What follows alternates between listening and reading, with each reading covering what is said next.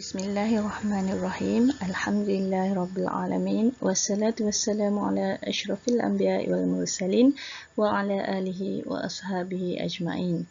Rabbi shrah li sadri wa yassir li amri wahlul 'uqdatam min lisani yafqahu qawli. Assalamualaikum warahmatullahi taala wabarakatuh. Nama saya Nurmaiza binti Muhammad. Pelajar PDP PAKK ambilan Oktober tahun 2022. Pada hari ini ingin membuat perbentangan bagi memenuhi tugasan ketiga pentaksiran berterusan bagi subjek sosio emosi dan tingkah laku kanak-kanak kod PAKK 2302D. Terlebih dahulu, saya ingin mengucapkan ribuan terima kasih kepada pensyarah saya iaitu Puan Fadliana binti Mustafa Kamal kerana beliau tidak jemu-jemu memberikan tunjuk ajar dan bimbingan kepada saya sehingga saya berjaya menyiapkan tugasan ini dan menghasilkan produk ini. Okey, pada hari ini saya ingin berkongsi tentang penghasilan produk saya yang diberi nama token emoji. Token emoji ini dihasilkan adalah bagi membantu meningkatkan perkembangan emosi kanak-kanak. Okey, kita pergi kepada pengenalan kepada sosio emosi dan tingkah laku. Okey, perkembangan sosio emosi ini dapat ditakrifkan sebagai keupayaan kanak-kanak itu untuk berinteraksi bersama individu di sekeliling mereka serta tindak balas emosi kanak-kanak tersebut terhadap sesuatu keadaan dan situasi. Okey, perkembangan sosio emosi kanak-kanak ini dapat diukur dengan kebolehan kanak-kanak itu untuk memahami atau menguruskan emosi dirinya sendiri, membina kemahiran sosial dan membina keyakinan untuk menghadapi cabaran dalam kehidupan seharian mereka secara positif. Sesungguhnya kemahiran sosio emosi ini adalah sangat-sangat penting di dalam kehidupan kanak-kanak kerana ianya akan mempengaruhi tingkah laku kanak-kanak sama ada tingkah laku itu positif ataupun negatif. Antara contoh tingkah laku positif kanak-kanak adalah seperti sifat ingin tahu, yang mendalam, cepat belajar, cerdas serta proaktif. Dan contoh tingkah laku negatif adalah seperti bersifat agresif, antisosial, kebergantungan yang berlebihan dan sebagainya. Dan menurut Carl Rogers, beliau menekankan bahawa seseorang individu itu bertingkah laku mengikut persepsi sendiri dan keadaan. Tingkah laku kanak-kanak yang positif ini adalah amat penting bagi mewujudkan suasana pembelajaran yang kondusif di dalam bilik darjah. Dan oleh itu, satu pemerhatian terhadap seorang kanak-kanak daripada pelajar Tabika Kemas Haji Rashid, Kampung Kuala Balah telah dilaksanakan untuk mengetahui perkembangan sosio emosi. Okey, kanak-kanak yang saya pilih bagi menyempurnakan tugasan saya ini adalah bernama Nurkisha Adrina. Nurkisha Adrina ini dilahirkan pada 27 Januari tahun 2018 dan dia dilahirkan di Hospital University Science Malaysia HUSM. Dan Kisha ini adalah anak tunggal. Ibunya bekerja sebagai penyelia asrama dan ayahnya bekerja sebagai pemandu lori. Okey, disebabkan kesibukan ibu dan ayahnya, dalam melaksanakan tugasan, dan ibu dan ayahnya sering berada di luar kawasan. Jadi Kisha ini telah banyak menghabiskan masa sehariannya di rumah pengasuh.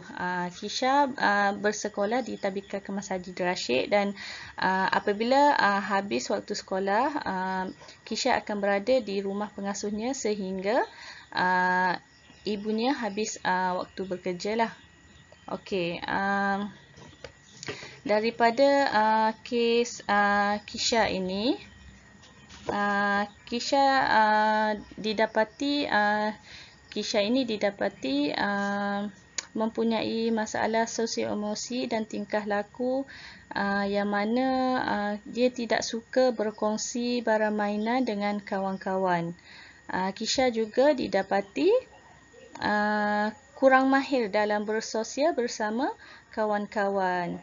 Apabila melakukan aktiviti di dalam kelas, melalui pemerhatian saya, Kisha suka menggunakan bahan di dalam kelas tanpa diganggu oleh kawan-kawan. Contohnya, apabila melakukan aktiviti mewarna, Kisha akan mengambil sebekas pensel warna, dan dia hanya menggunakan pensel warna itu untuk kegunaan dirinya seorang tanpa berkongsi dengan kawan-kawan yang lain.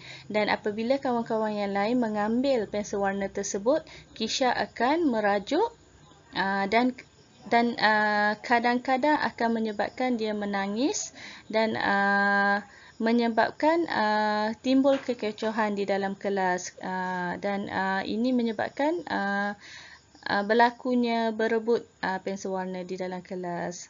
Okey, daripada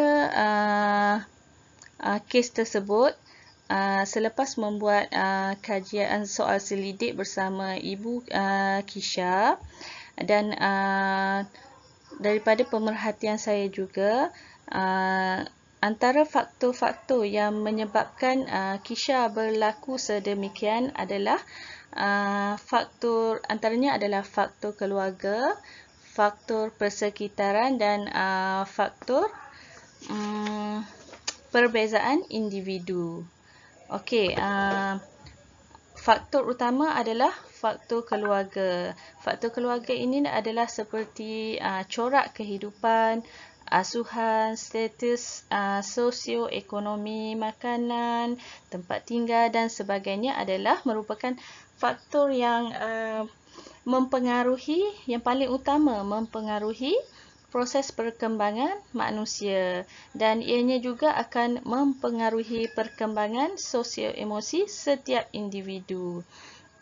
Contoh teladan yang baik yang ditunjukkan oleh ibu bapa akan menjadi ikutan kepada kanak-kanak, dan begitu juga sebaliknya. Okey, hal ini adalah bertepatanlah dengan teori Bandura yang mana ianya mengatakan bahawa perkembangan emosi kanak-kanak itu dapat diperoleh dengan cara peniruan. Bandura berpendapat kanak-kanak ini akan meniru tingkah laku emosi yang diperhatikan daripada ibu bapanya atau orang yang berada di sekelilingnya. Seperti dalam kes Kisha ini, berdasarkan pemerhatian yang dibuatlah dan hasil soal selidik bersama ibu Kisha, iaitu Puan Azilawati, Kisha ini apabila berada di rumah, apabila ia menginginkan sesuatu, Kisha sering mendapat apa yang diinginkan. Kisha sering dimanjai dan disayangi oleh keluarganya kerana dia merupakan anak tunggal. Tambahan pula, Kisha ini banyak menghabiskan masa sehariannya di rumah pengasuh, dan pengasuhnya juga mempunyai anak tunggal yang sudah meningkat remaja, dan banyak masa diberikan kepada Kisha, dan Kisha dilayan seperti anak sendirilah. Dan Kisha juga dimanjai dan disayangi oleh pengasuhnya, dan setiap apa yang diinginkan oleh Kisha akan sentiasa dipenuhi oleh ibunya, ibu bapanya dan juga pengasuhnya. Dan apabila bermain di rumah, Kisha hanya bermain seorang diri sahaja. Jadi permainan ataupun peralatan juga tidak perlu dikongsi kerana ia hanya bermain seorang diri. Dan sifat berkongsi ini adalah satu kemahiran yang sangat penting dalam perkembangan sosio-emosi kanak-kanak kerana ianya boleh mengeratkan hubungan antara kanak-kanak dengan orang lain. Selain itu, ia juga dapat membantu kanak-kanak belajar mengawal emosi dan membentuk sifat yang positif dalam diri kanak-kanak tersebut. Dan antara sebab utama yang menyebabkan kanak-kanak ini sukar untuk berkongsi barang atau permainannya adalah kerana mereka merasakan berkongsi itu adalah satu pengorbanan yang sangat besar apabila terpaksa melakukannya. Kanak-kanak juga akan merasa takut jika barang atau permainan pribadinya tidak akan dikembalikan semula kepada mereka. Dan seterusnya adalah faktor persekitaran. Faktor persekitaran juga adalah faktor yang menyumbang kepada perkembangan sosio-emosi dan tingkah laku kanak-kanak.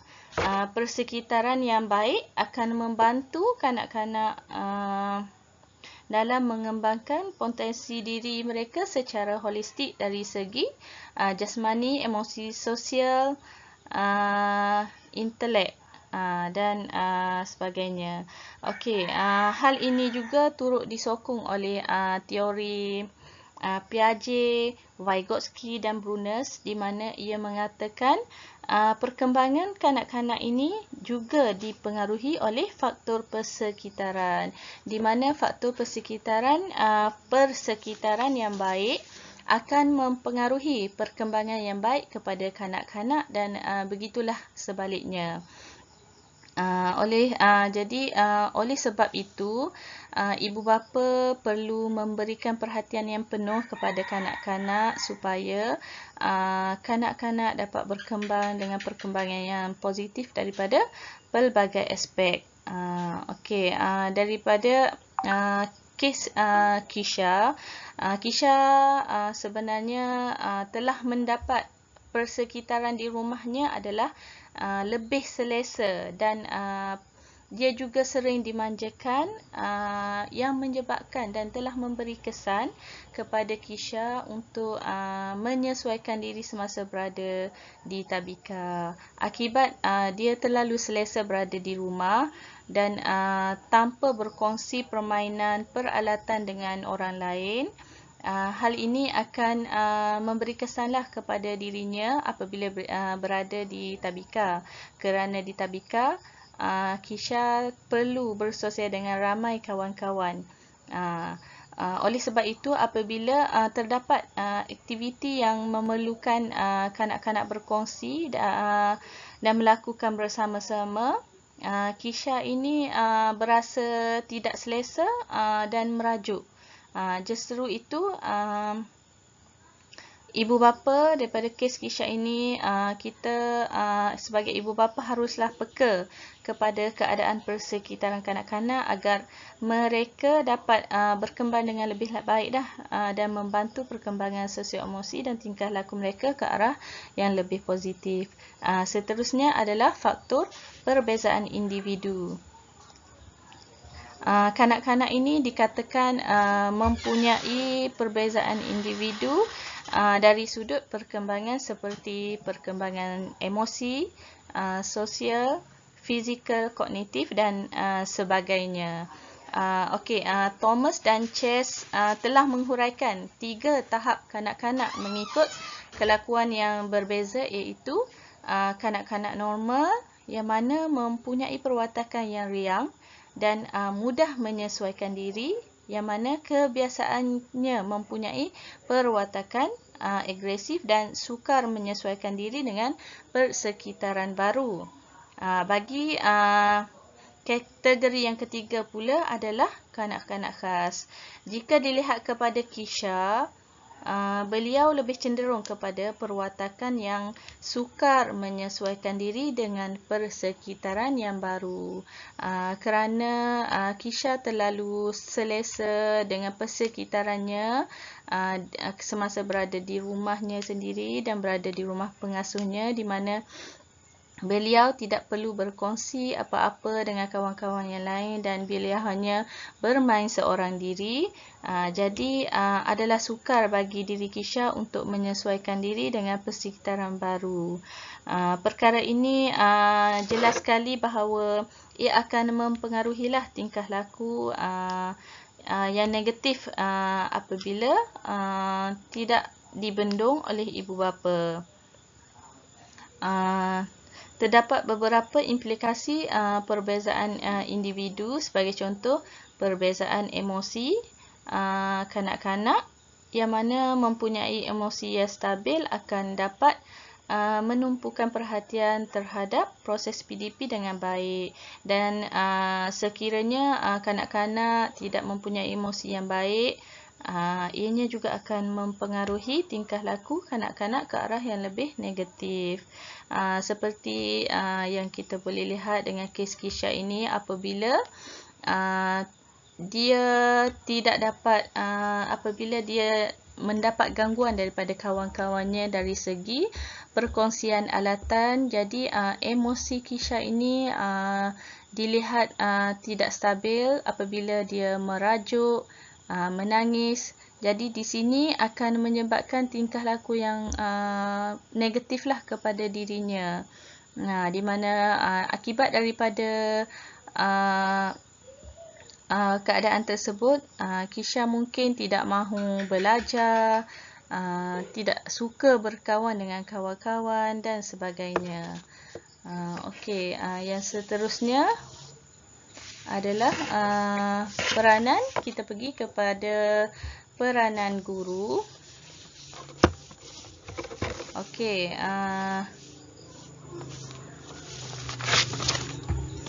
peranan guru dalam menangani isu sosial emosi dan tingkah laku kanak-kanak ini.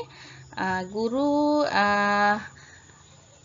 hendaklah bertindak sebagai role model, di mana sesuailah dengan kata-kata Bandura yang mengatakan kanak-kanak ini belajar melalui peniruan.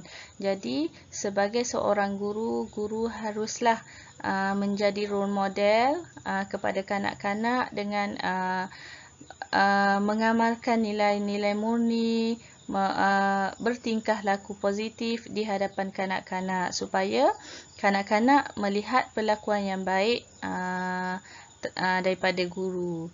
Okey, seterusnya adalah guru bertindak sebagai pembentuk nilai murni. Guru sebagai seorang guru, guru haruslah membentuk nilai murni kepada kanak-kanak, seperti bercakap dengan lemah lembut, mendengar luahan perasaan kanak-kanak, memujuk dan sebagainya lah. Dan seterusnya adalah guru sebagai perancang pengajaran dan pemudah cara. Sebagai seorang guru, apabila kita dapat mengenal pasti masalah yang dihadapi oleh kanak-kanak, guru haruslah merancang pengajaran dan pembelajaran serta aktiviti-aktiviti yang dapat membantu kanak-kanak tersebut dalam menangani masalah sosial emosi dan tingkah laku mereka. Dan guru juga harus bertindak sebagai pemudah cara serta sebagai pentaksir. Guru bertindak sebagai pemudah cara, contohnya apabila berlaku kekecohan di dalam kelas, guru haruslah bersabar dan menasihati kanak-kanak dengan cara yang baik, supaya amalan perkongsian itu dapat diterapkan di dalam kalangan kanak-kanak di tadbika. Dan guru juga adalah sebagai pentaksir. Pentaksir ini bermaksud apabila guru guru mengetahui melalui pemerhatian guru melalui pemerhatian guru kepada kanak-kanak, guru dapat mentaksir kelemahan dan kekurangan kanak-kanak itu, dan seterusnya guru bertindak dan memikirkan cara bagaimana untuk menyelesaikan masalah kanak-kanak tersebut. Okey. Okey. Daripada masalah Kisha, masalah sosial emosi dan tingkah laku yang telah dihadapi oleh Kisha, saya sebagai seorang guru telah mengambil langkah untuk mengaplikasikan modifikasi tingkah laku Skinner kepada diri Kisha. Modifikasi tingkah laku ini diaplikasikan dengan berserta dengan peneguhan.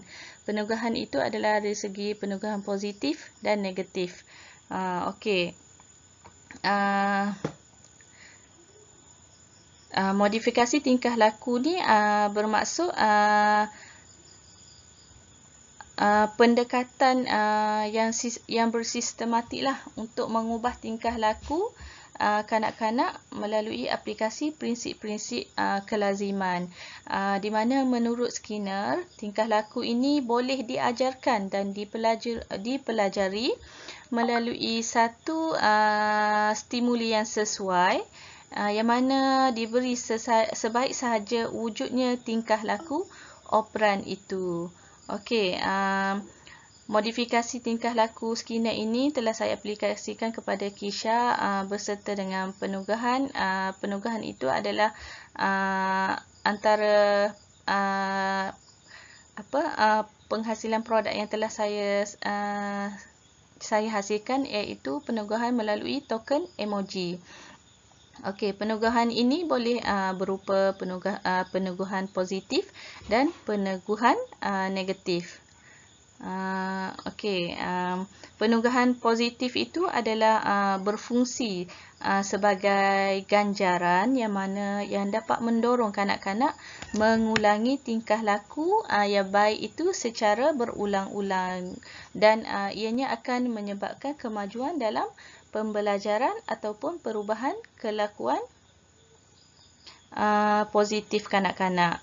Okey,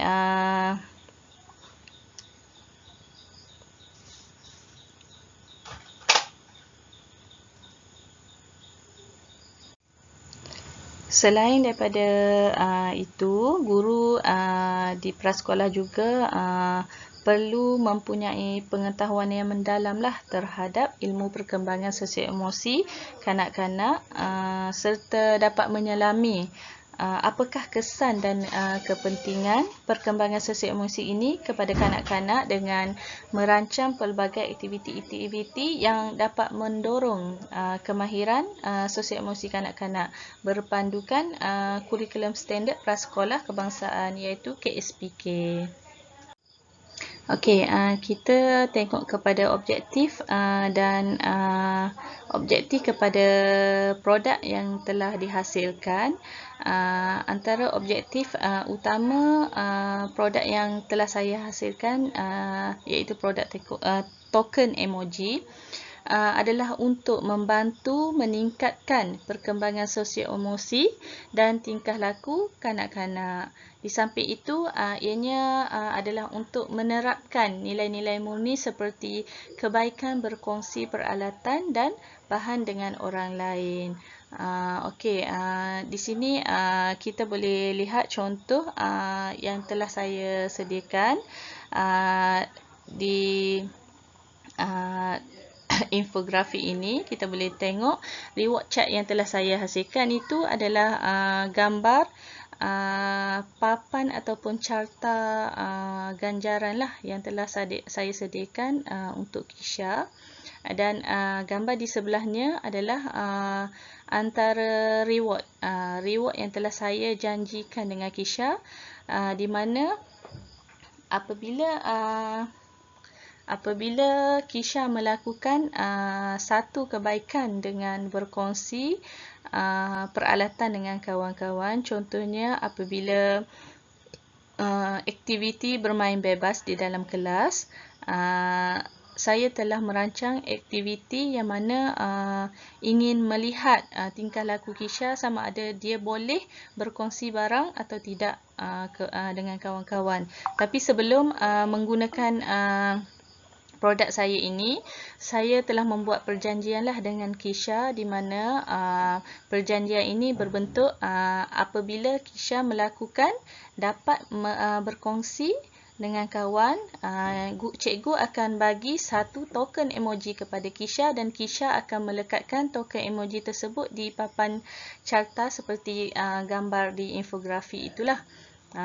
Dan apabila Kisha dapat mengumpul 5 token emoji, Kisha akan diberi hadiah satu pensel yang comel, dan apabila Kisha dapat mengumpul 10 token emoji dan melekatkan di dalam papan carta yang telah disediakan, Kisha akan dihadiahkan bekas pensel. Dan seterusnya, apabila Kisha dapat mengumpul 15 token emoji bersamaan dengan 15 poin atau mata lah, dengan 15 tingkah laku positif yang telah dilakukan, Kisha akan dihadiahkan dengan jambangan alat tulis. Okey, antara perjanjian itu juga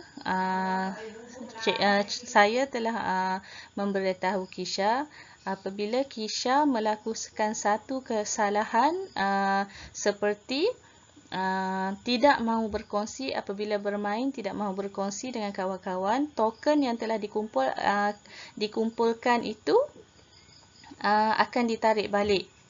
Satu kesalahan yang dilakukan akan ditolak satu token emoji.